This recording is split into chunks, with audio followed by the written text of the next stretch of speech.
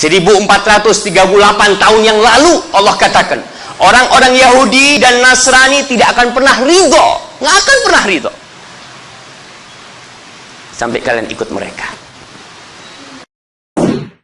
Saya tidak akan berbicara tentang memilih pemimpin. Alhamdulillah sudah ada yang ngurusin itu. MUI sudah berbicara, tapi kita berbicara ternyata yang lebih dalam dari sekedar pemimpin.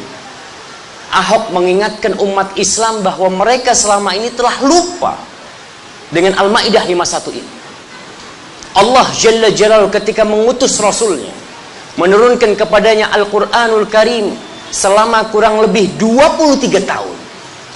Quran ini turun satu persatu, membina umat, menanamkan di dalam jiwa mereka tentang al-iman billah wal yaumil akhir, menjelaskan kepada mereka bahwa dunia ini hanya tempat lewat, kita cuma lewat sebentar, dan dunia sangat menggoda.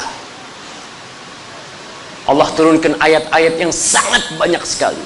Berapa jumlah ayat dalam Al-Quranul Karim? Mana kasih hadiah? Nah, iya sekitar 6 ribuan, nggak apa-apa lah.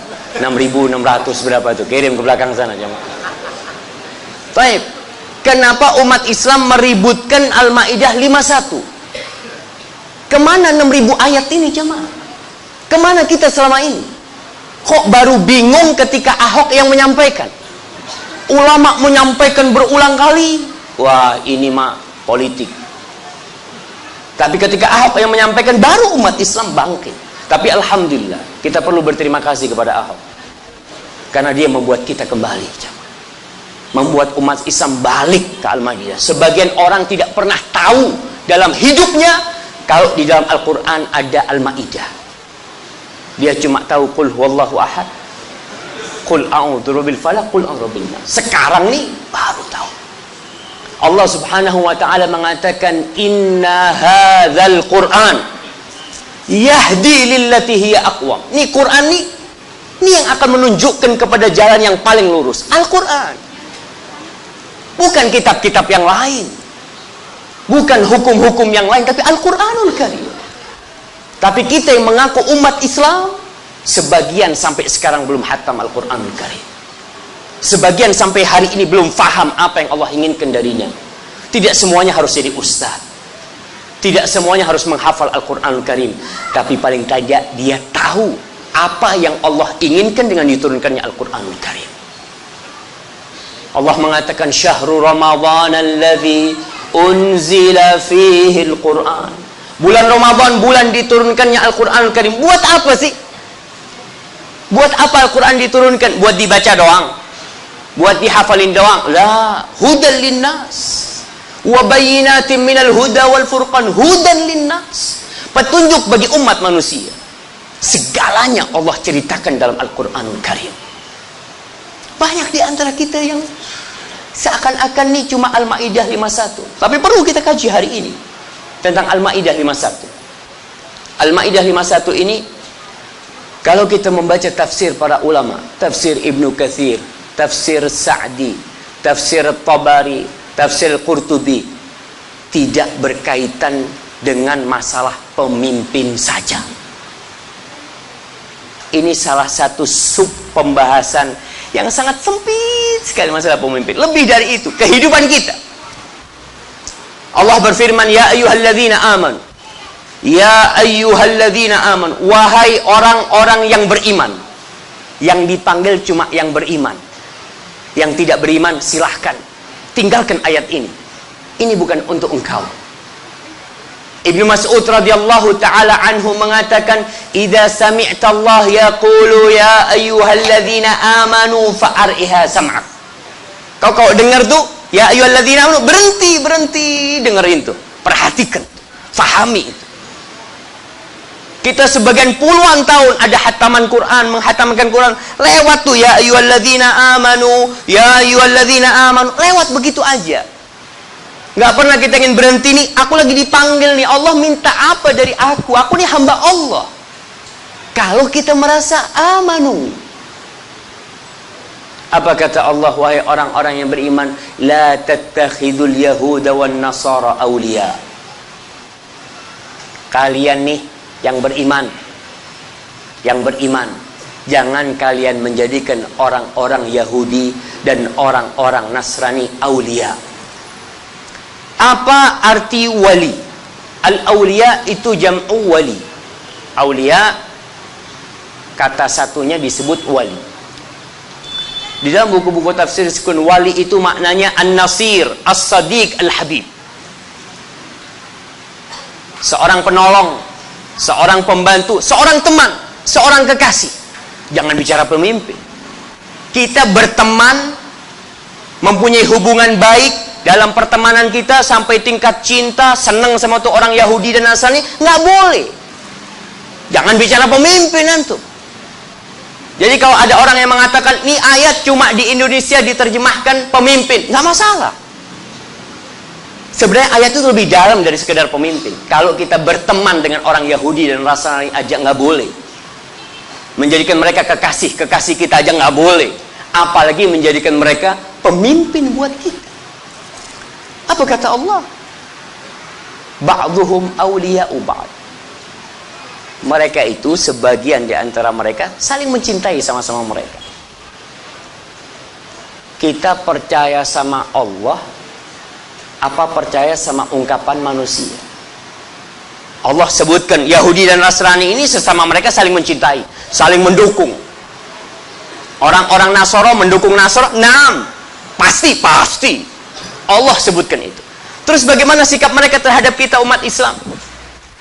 Allah mengatakan walan tardu ankal yahudu walan nasara hatta tattabi'a millatahum. Kita yakin 1438 tahun yang lalu Allah katakan orang-orang Yahudi dan Nasrani tidak akan pernah ridho, nggak akan pernah ridho sampai kalian ikut mereka. Makanya Belanda datang ke Indonesia bawa apa? Bawa apa dia? Dia bawa misionaris. Dia tebarkan agama Nasara di mana-mana. Dibawa sama Belanda salib-salib untuk memurtadkan umat Islam atau menggantikan agama penduduk asli yang belum punya agama. Mereka bawa tuh. Kolonial yang bawa, betul. Dan Allah katakan mereka tidak akan pernah ridho, nggak akan pernah ridho. Ustaz, mereka baik Ustaz sama anak. Anak punya sohib, anak makan bersama, tidur bersama ke rumah, datang bareng-bareng orang Yahudi Nasrani, tapi mereka baik. Subhanallah. Allah mengatakan ba'duhum awliya'u ba'd. Kita nanti akan bicara terus bagaimana kita hidup bertetangga dengan orang non-muslim. Islam sudah mengajarkan sesuatu yang sangat indah. Tapi kita kembali kepada ayat ini. Wa may yatawallahum minkum. Kalian yang beriman, kalau ada yang menjadikan mereka sebagai wali kalian, sebagai sohib kalian, sebagai teman kalian, sebagai penolong kalian, apalagi sebagai pemimpin kalian. Kalau hidup berteman aja, Allahu Akbar. Dan kita bisa melihat sekarang siapa di antara orang-orang beriman yang bersama orang-orang Nasoro, dan siapa di antara mereka yang bersama orang-orang yang beriman. Allah katakan, wa may yatawallahum minkum. Kalau ada nih di antara kalian yang menjadikan mereka sebagai wali-wali kalian, kalian mendukung mereka, kalian membela mereka, kalian mencintai mereka sampai cinta, apalagi? Apa kata Allah? Fa innahu minhum. Berarti dia sama mereka. Sama. Termasuk dari golongan mereka. Innallaha la yahdil qaumadz zalimin. Allah tidak memberikan hidayah kepada orang-orang yang zalim. Ibnu Katsir dalam tafsir ayat ini beliau meriwayatkan sebuah kisah an Iyad anna Umar bin Khattab radhiyallahu taala anhu amara Aba Musa al-Ash'ari an yarfa'a ilaihi ma ukhidha atau ma akhadha wa ma a'ta fi adimin wahidin. Umar memerintahkan kepada Abu Musa al-Ash'ari. Abu Musa al-Ash'ari ini gubernurnya Umar bin Khattab di Basrah. Jadi gubernur di sana. Umar minta laporan. Bahwa kau tulis tuh, yang kau ambil, yang kau berikan, semua tulis di satu kulit. Tulis semuanya. Aku kepingin tahu. Gubernurnya Abu Musa al-Ash'ari. Di Basrah, ternyata Abu Musa al-Ash'ari punya penulis agamanya Nasrani. Farafa'a ilaihi dzalik. Sudah laporan itu diberikan kepada Umar bin Khattab. Umar takjub. dengan kerapian penulis ini. Rapi banget, tidak seperti laporan dari tempat-tempat lain.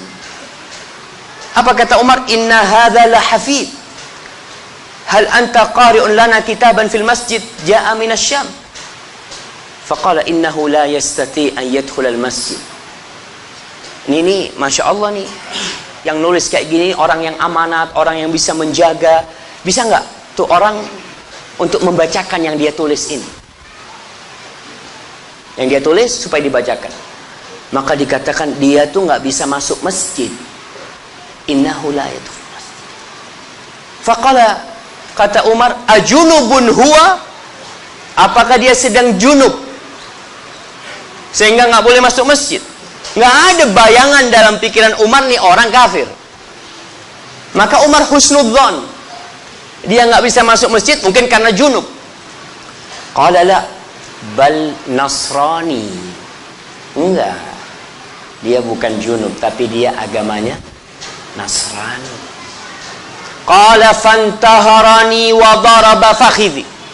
Umar marah, menghardik Abu Musa dan memukul pahanya.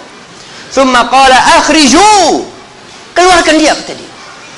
Lalu dia membacakan firman Allah ini. Umar membacakan Al-Maidah 51. Urusannya Abu Musa punya penulis Nasrani, dikasih amanat nih orang ini. Lalu Umar membacakan ya ayyuhalladzina amanu la tattakhidul yahuda wan nasara awliya. Wahai orang-orang yang beriman, kalian jangan menjadikan orang-orang Nasara itu sebagai wali-wali kalian. Jangan. Abu Musa dalam riwayat lain, dia memprotes Umar, mengkritis. Ya Umar, ini orang memang Nasara, tapi dia itu bagus banget orangnya, kinerjanya bagus ya, amanah, banyaklah kelebihan-kelebihan orang ini. Kata Umar, enggak ada orang Islam yang lebih baik dari dia. Hab annahu mat, thumma mada. Kata Umar, anggap dia nanti mati, terus apa penggantinya? Kalau ternyata di umat Islam tidak ada yang bisa menggantikan dia, ini sesuatu yang sangat memalukan, kata Umar bin Khattab radhiyallahu taala anhu. Jadi Al-Maidah 51 bukan hanya berkaitan dengan pemimpin, jamaah. Enggak. Jadi kalau ada orang yang mengkhususkan ayat itu buat pemimpin, tidak tepat juga. Tapi lebih dalam lagi, dalam pergaulan kita, dalam pertemanan kita, dalam persahabatan kita, kita suruh milih. Rasul SAW mengatakan, la tusahib illa mu'minan, wa la ya'kul ta'amaka illa taqi. Engkau jangan berteman kecuali dengan orang yang beriman. Jangan bersahabat kecuali dengan orang yang beriman. Dan nggak boleh, jangan sampai makan makananmu kecuali orang yang bertakwa. Apakah maksud hadis ini kita nggak boleh membantu orang kafir? Kita tidak boleh berbagi dengan orang kafir? Bukan. Dalam artian kalau orang sudah masuk ke rumah kita, makan sama kita, tidur sama kita, ini berarti teman dekat kita nih. Jangan. Kita disuruh milih teman yang beriman dan yang bertakwa.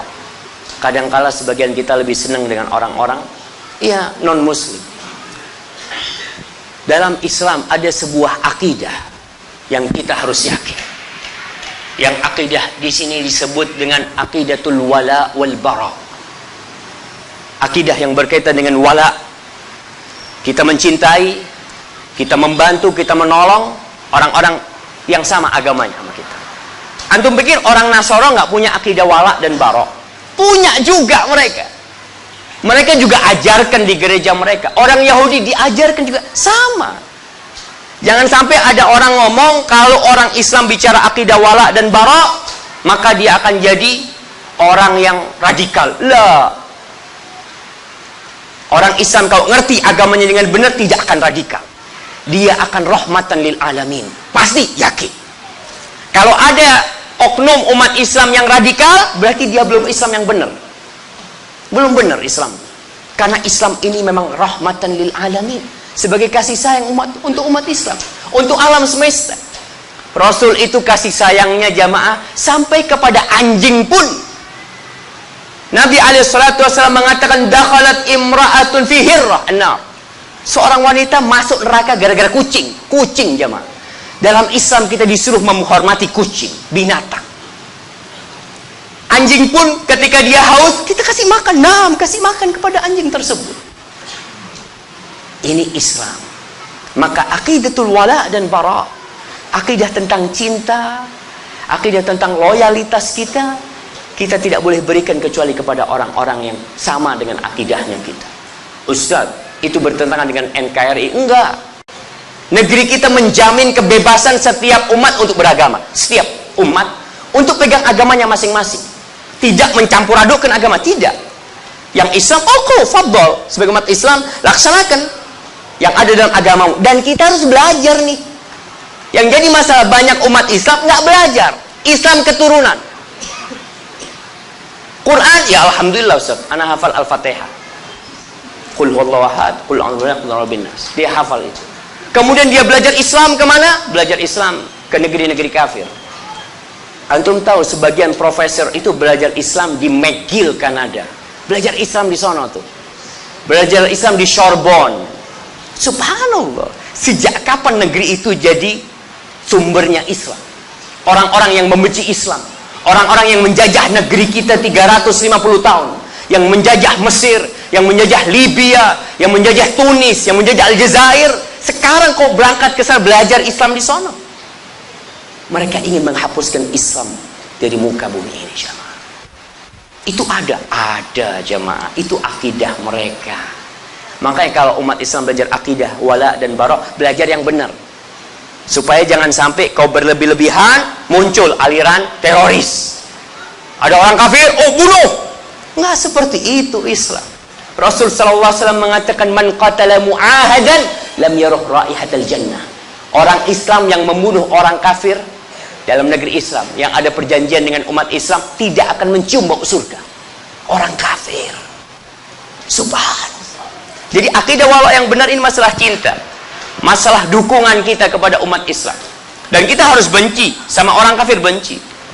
Ustaz, katanya orang jangan benci sama orangnya. Benci sama perbuatannya. Nah, tapi perbuatan itu siapa yang lakoni? Itu orang kan? Nah, kalau ada orang membunuh anak bapak, lalu bapak ingin dendam kepada pembunuhnya itu, sakit hati kepada pembunuhnya, lalu ada orang yang ngomong, mas, jangan benci kepada pembunuhnya, bencilah kelakuan dia membunuh. Bisa jemaah? Nggak bisa. Kita nih di surat Al-Mumtahanah ayat 4, 5, 6, 7, 8, supaya kita nggak salah bergaul dengan orang non muslim, supaya kita tidak menjadi aliran yang nggak benar. Munculnya ISIS umpamanya, munculnya orang yang ngebom sana ngebom sini dengan berdalih wala wal bara, perlu diluruskan. Allah mengatakan di surat Al-Mumtahanah ayat 4, qad kanat lakum uswatun hasanatun fi Ibrahim walladzina ma'ah. Nih kata Allah, telah ada bagi kalian suri tauladan. Orang itu suka mencontoh, suka niru. Iya. Oleh karena itu Allah kasih kita contoh-contoh dalam Al-Qur'anul Karim. Nih contohnya kayak gini nih. Makanya kenapa kita lihat di televisi selalu dimunculkan yang namanya idola-idola. Idola yang nggak benar dimunculkan. Karena orang suka mencontoh. Kenapa iklan baju, iklan macam-macam, mesti yang ditunjukkan itu artis yang dipakai. Artis makan Indomie. Apa? Artis emangnya makan Indomie? Tapi kan orang itu contohnya fulan nih makan Indomie. Fulannya, bukan Indominya. Atau bukan makanannya. Dalam Al-Quran Allah berikan contoh-contoh kepada kita. Nih, ada suri tauladan yang baik di diri siapa? Fi Ibrahim walladzina ma'ah. Di diri Nabi Ibrahim dan orang-orang yang bersama Nabi Ibrahim. Apa sih contoh yang perlu kita lihat dari mereka? Idh qalu liqaumihim. Ketika mereka berkata kepada kaumnya orang-orang kafir. Inna bura'a'u minkum wa mimma ta'buduna min dunillah kafarna bikum wa bada bainana wa bainakumul adawatu wal baghdha. Sampai kapan? Abadan.